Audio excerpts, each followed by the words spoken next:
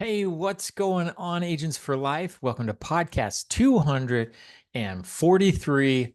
As always, I'm super glad you're here. We're going to talk about a couple of things. The economy's changed, the market's changed, leads are tougher. And I'm not here to be negative, but I am here to tell you that it may be a little discouraging for some of you out there right now. It's tough. It's a tough environment. There's no doubt about it. But the good news is there's a lot of people succeeding, and it is possible. We just have to work differently. We have to work smarter, and we have to work harder to get the results. So, what I want to talk about are 7 questions you can ask yourself if you're not getting the results that you want. If you feel like you're a little bit on a treadmill, that you're not really moving as fast as you want, as well as you want, here's a checkup from the neck up, as Eric Valdez affectionately says. I love that. A checkup from the neck up, because this business is almost 100% mental. And if you can get things right up here, the things that matter, work ethic, habit, thought, things of that nature, that's a huge part of the business, the vast majority. So before I jump in, though, let me do a couple of things. First of all, a new link at the bottom of this email. I thought it was there before, and I apologize, it wasn't, but it's the team appointment link. If you are brand new and you need help running an appointment, okay, you want to put them on my calendar, you can choose to do so by clicking open into that link. It'll give you access to my calendar, gives you a half an hour slot. We run the appointment together. Please just make sure you confirm the appointment really well and then let them know. I'm going to be having my senior underwriter join us just as a second set of eyes and make sure that we get this right for you. So we're going to be doing it on Zoom, or we can do a three-way call, but click the link, get them on my calendar, and it will send them the reminders and the Zoom link and everything. Make sure if you are doing that, that you add yourself as a guest so you get those emails and reminders as well. Okay. Second thing, lessons and stories from the field. I'm just trying something new right now, and I'll let you know how it goes. It's too early to tell. But some of these people that ghost, or people that I can't get a hold of, or even no shows, I've started just this week. I've started recording a video response. So just a quick little response and sending them a little video attachment. Just another way to reach out in a different way. They see a face, right? And you're actually not a spammer, and it might be a good way to stand out. It's a little bit more labor intensive, so I'll let you know if it's worth it, but that is something that I'm testing. Mic drop thought I'm going to forego because we had so many of those in Dallas and we've been talking about them. I should do a recap. I'm not going to, because that's what the Valdez team call was all about yesterday. I hope you got on. If not, jump in and catch the replay. It was a great, great training, and we had a lot of good follow-up discussion on the call yesterday. But let's jump in. So weekly training, we're going to go into those of you that maybe aren't getting the results that you want. You're the one I'm talking to for this podcast. And there's only a few things that really move the needle. If you're on my kickoff call, you know I've got the 4 hurdles, right? If you were in Dallas, you heard me talk about them. There's 4 things you have to get really, really good at to really rock this business. Number 1 is getting people on your calendar. Number 2, getting them to show up. Number 3, getting them to say yes. In other words, write an application. And then number 4, get that application approved and issued. Those are the 4 hurdles. Beyond that, it's building your team, which is a totally separate deal. And we should talk a lot about that. They do on the daily coaching call, or the roundtable. But for now, for this podcast, I'm going to keep it focused on sales, because I know some of you are in this boat where you're just needing a win and you can't seem to get any of those things up off the ground. So here's a few things to consider, maybe some questions to ask yourself if you're not getting the results that you want, or if you're not quite happy with the results, or if you're happy with the results, but you think you could be better. So hopefully I probably included just about everybody from those 3, but number 1 question, how badly, this goes back to the root of your why, and I don't think we talk about this enough. How badly do I want the outcome? Napoleon Hill's book, Think and Grow Rich, he talked about a burning desire.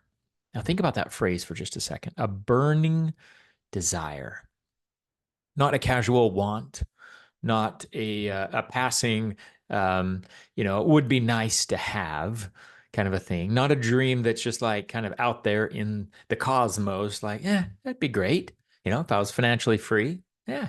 Do you have to have it? Does your desire sink deep into your soul and run in the blood of your veins? And do you feel that? Like, does it have to happen for you? Is that your default thought? I think that's a good way to gauge how strong your desire is. When you have nothing to think about, do you default to wanting the successful outcome of what this business can do for you? That dream, how much do you really, really want it? So that's question number one. How bad do you want it? Number two, how hard, honestly, honestly, am I working for it? Sometimes we come into the office and we spend a whole day's worth of work, but you're only putting in really 2 or 3 honest hours, and the rest is spent distracted or doing, not doing the level of work at the level of consistency that you need to. I want you tired at the end of the day. I want you burned out. I want the phone all hot and sweaty from being up at your ear all day from a long dial session. I want you to the point at the end of the day, if you put in a good, honest day's work, or if you look at one more lead, you're going to throw up, right? I mean, all right, maybe I'm exaggerating a little bit, but I'm saying if it was your job and you were working as hard as you are, be honest with yourself. Would you be fired? Would you would it be okay? Would your boss keep you there? Or certainly, are you going above and beyond to where you would expect to get raises and promotions? I mean, if you want to grow, you have to outperform your competitors. You have to do better than the employee next to you. So, how hard, really and truly, are you working? And if you were in a job environment, is the effort you're putting in even an acceptable level? Now, be honest with yourself. I'm not answering this for you. You have to answer for yourself. But we will work harder for our dreams than we will for someone else's if we're connected with our dreams, if that's a burning desire. Otherwise, you won't. A boss can crack a whip and make anybody want to work hard, but then you're working out of fear instead of working toward a dream or a goal. So, how hard are you working toward your dreams? And are you working at least as hard as you would if a boss was cracking the whip? All right. I'm here to ask the tough questions. That's tough question number two. Number three, what sacrifices am I making? What sacrifices am I making? That's a good one because we have to fit this into our lives, right? We embrace this new career path, this new side hustle, this new focus of our lives, and for some of us, this new entire livelihood, right? It's a serious thing. What sacrifices am I making? How am I fitting this in? Our lives are full. Your life was full before you joined Equus. I can promise you that. Well, did you make room, right? Or are you squishing it in the cracks? So, what sacrifices am I making? Remember, I talked in the past, sacrifices include your time, your energy, your attention, your attitude, your money, right? All the resources that we have. Are we creating that space by sacrificing other things to make room for Equus, for your livelihood here? So that's question number three. Number four, and the rest of these are more practical, but am I getting new leads every week? Working the same stack of leads gets stale, we all know. And yes, there's cost to getting new leads. Don't be afraid of investing. If you remember way back in the kickoff call, it might have been a few weeks or a few months since we had the kickoff call, and we talked about leads are the lifeblood of your business.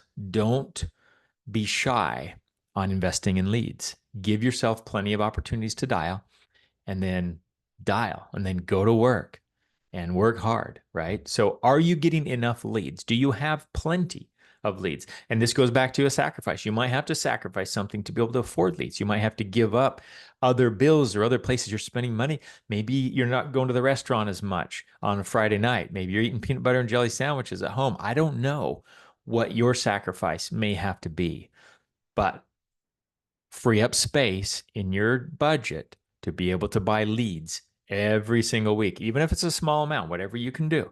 Make sure there's new flow coming in every week. You've got to freshen up the stack. So that's question number four. Number five, am I staying connected to a mentor? Okay. Some of you are directly connected to me. If you're listening outside of my group, you might have a different mentor, or you might have a mentor downline in our organization. Either way, you're tied to somebody. How much do you interact with that person? Now, that person may not be reaching out to you every day, and that's fine because we're a big organization. There's a lot of people. Sometimes you got to raise your hand.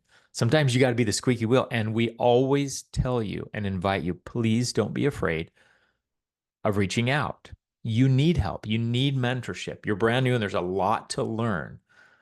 Okay. Make your mentor earn their overrides. Don't be afraid of going in and speaking up. In fact, if you're direct on my team, I want to hear from you every night. Some of you, a lot of you aren't doing that. And that's why I have Voxer. 30 seconds, right? Before you go to bed. Hey, here's what I did today. Here's how I'm feeling. Let's talk tomorrow. Boom. I want to hear from you. That's why we have these tools. Don't try and do this on your own. Please stay plugged into a mentor, whoever that is. Okay. If you don't know who your mentor is, raise your hand and speak up and find somebody. This is a team sport and it doesn't work well for the lone wolf. So make sure you're not that person. Stay plugged in. Speaking of staying plugged in, the next question is, the DRT. That also goes with mentor because that's another form of mentorship here at Equus is being mentored by the top producers at Equus. Okay. Tracking my numbers. Am I tracking my numbers? That's the next question. Number 6. You all know me. I'm a numbers guy, right? I love my spreadsheets and I create one for every single one of you. Are you following that? It's so easy to forget, so easy to overlook. But yes, I do go in and I look at your spreadsheets periodically. And sometimes it looks like it's been weeks and weeks since some folks have updated their spreadsheets. That tells me a lot. You have to know your numbers. Even if they're zeros, plug them in. Every week, I don't want to see any blanks, only numbers, right? Own it. And it's fine. There's nobody judging you if you had a week of zeros. We're not here to make you feel bad for that. But we are here to help hold you accountable. And the only way to do that is to see that you're holding yourself accountable by plugging in with your numbers every single week, every Friday. Okay. If you were at a job, and it was one of the things on your job description, and your boss said, hey, if you don't plug in your numbers, you're getting fired, you'd make that a high priority, right? Well, unfortunately, we can't fire you around here. It's a volunteer army, but I can tell you there's not many, it's your odds of succeeding without tracking your numbers and staying plugged into the system like we have, not great. So why give yourself bad odds of succeeding? Do the things that we're teaching. So that's number 6. And then number 7, this is the last one. This is the growth side. So most of these up till now have to do with your paycheck, you going out, earning money to pay your bills by selling life insurance. We all have to do that. That's level 1 of your job. Level 2 is growing your team. So you don't have to keep doing that for the rest of your life. You want to build a legacy. You want to build an income far beyond what you can do on your own pen. And that's called building your agency. So my question to you, number 7, and I'm going to close with this. Am I inviting others to the Equus opportunity? So many meetings, so many ways that you can invite someone on to see the opportunity. Okay. And what does that look like? Are you doing that? Are you hustling? Do you ask at the end of your appointments? Have you asked your friends and your neighbors and people around you?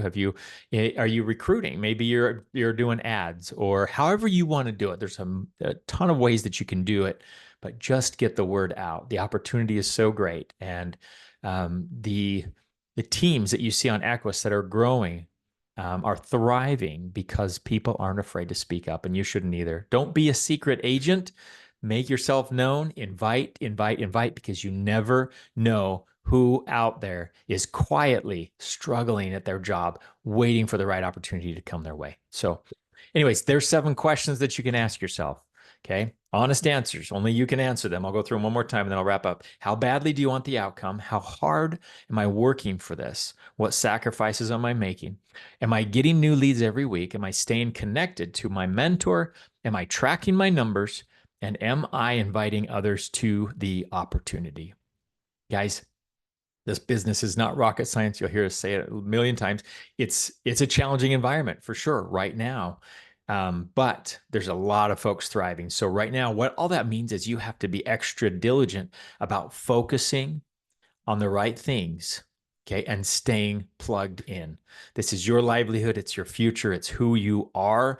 It's who you're moving toward, becoming a full-time agent, quitting your job, whatever that looks like.